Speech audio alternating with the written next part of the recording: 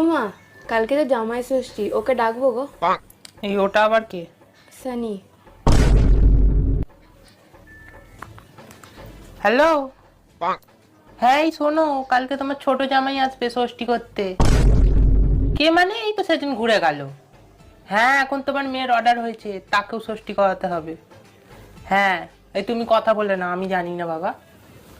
ধর ধর ফোন ধর। ওমা, বাবা হ্যাঁ বলে দিয়েছে। এই তোমাকে আমি কিসের জন্য ফোন করেছিলাম? ওকে তো একটুখানি শাসন করতে বলেছিলাম না, তুমি ওর ওর কথা রাজি হয়ে গেলে। তো কেঁদে বলেছি তো কি হবে? মানে মেয়ে যা বলবে তাই শুনতে হবে নাকি মা? এখন? আমি ডাকবো না, ওকে ছেড়ে দিচ্ছি। বলছি তুমি কি সন্ধেবেলা ফ্রি আছো? হ্যাঁ, আমি তো ফ্রি আছি। তাহলে আমার সঙ্গে একটু বেরোবে, আমার একটু কেনাকাটা আছে।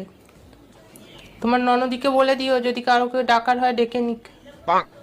আর যদি কিছু কেনাকাটার থাকে তাহলে যেন যায় আমাদের সাথে। আমি কিন্তু কাউকে তেল মাখাতে পারবো না, কষ্ট করে বুঝিয়ে দিও।